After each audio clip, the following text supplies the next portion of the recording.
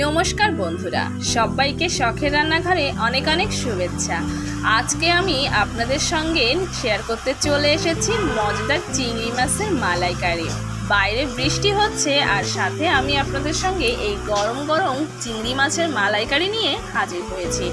আপনারা কে কে চিংড়ি মাছের মালাইকারি খেতে পছন্দ করেন অবশ্যই কমেন্টস করে জানাবেন। আর কে কে ঠিক আমার মতো এইভাবে তৈরি করে নেন সেটাও কিন্তু কমেন্টসের মাধ্যমে জানাতে ভুলবেন না। তাহলে চলুন বন্ধুরা, আর একটুও দেরি না করে ভিডিওটি একটু স্কিপ না করে আমার এই নতুন পদ্ধতিতে চিংড়ি মাছের মালাইকারিটা শিখে নিই।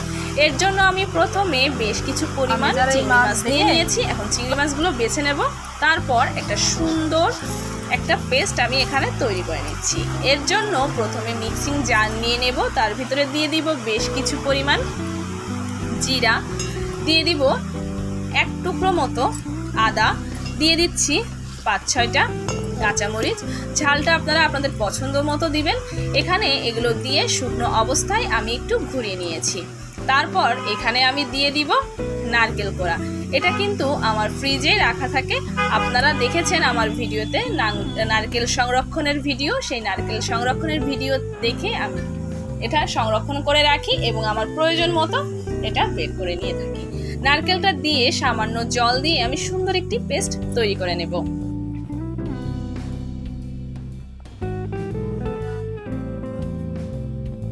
আমার পেস্টটা তৈরি হয়ে গেছে। আর এই দেখুন, এদিকে কিন্তু আমার মাছগুলো একেবারে রেডি রান্না হওয়ার জন্য। প্রথমেই আমি চুলায় কড়াই বসিয়ে দিচ্ছি, তার উপরে দিয়ে দিব পরিমাণ মতো তেল। মশলা না মশলা নেই। আপনারা যদি এইভাবে চিংড়ি মাছের মালাইকারিটা আগে কখনো রান্না করে না থাকেন তাহলে আমি বলবো অবশ্যই একবার ট্রাই করবেন। আপনার এই চিংড়ি মাছের মালাইকারির সবাই কিন্তু একেবারে ফ্যান হয়ে যাবে। দিয়ে দিলাম বেশ কয়েকটি তারপরে মূল কথা সামান্য জিরা। আমি শুকনো মরিচটা কিন্তু মাঝখান থেকে ছিঁড়ে দিয়েছি। তারপর যে পেস্টটা আমি তৈরি করেছিলাম সেই পেস্টটা কিন্তু এখানে আমি দিয়ে দিচ্ছি। হালকা করে নাড়াচাড়া করে নিব যাতে আমার এই মশলাটা পুড়ে না যায়।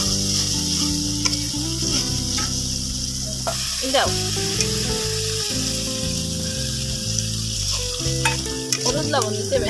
মশলা যাতে না পুড়ে যায় এই কারণে সামান্য মশলা ধোয়া জল দিয়ে মশলাটাকে কিন্তু ভালোভাবেই আমি কষিয়ে নিচ্ছি। দেখতেই পাচ্ছেন মশলা থেকে তেল ছেড়ে দিয়েছে। এখন এ পর্যায়ে আমি দিয়ে দিচ্ছি মরিচের গুঁড়া। শুকনো মরিচের গুঁড়াটা শুধুমাত্র একটু কালারের জন্যই ব্যবহার করেছি, আপনারা চাইলে এটা স্কিপ করতে পারেন। এখন আমি এখানে দিয়ে দিব পরিমাণ মতো লবণ,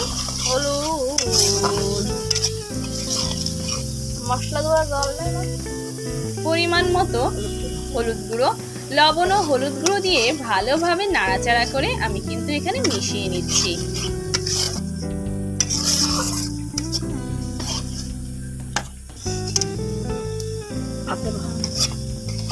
দিয়ে দিলাম সামান্য পরিমাণ চিনি। মালাইকারি রান্না হবে আর সেখানে চিনি পড়বে না সেটা কিন্তু একেবারেই হবে না। এরপর আমি আরো কিছু পরিমাণ জল দিয়ে নিচ্ছি মশলাটাকে একেবারে সুন্দর করে কষিয়ে নেব বলে। এরপর কিছু সময় জাল করে যখন এখান থেকে তেল ছেড়ে দিবে তখন আমি এখানে চিংড়ি মাছগুলো দিয়ে দিচ্ছি। চিংড়ি মাছ দিয়ে আলতো হাতে কিছু সময় নাড়াচাড়া করে নেব।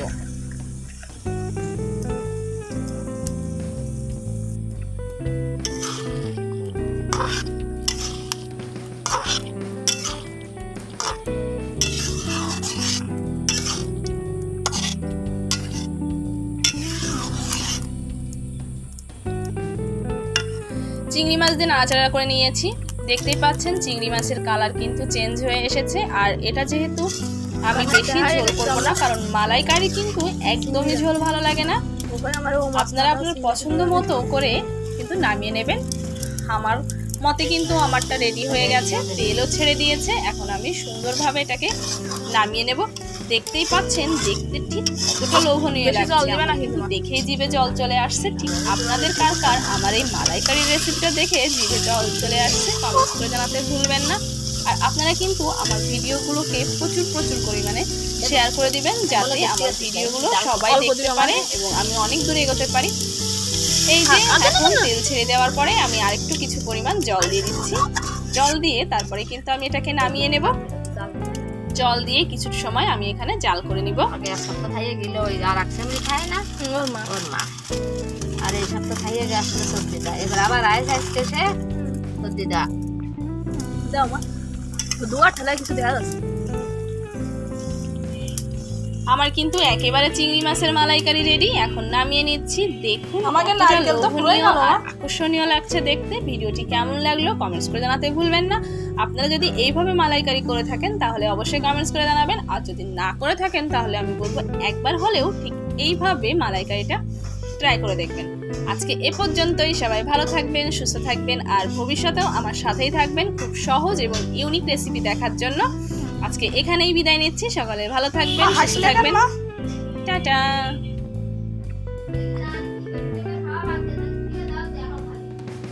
না আমি সে কথা করছি নি। আবার নারকেলের ব্যবস্থা করতে দে।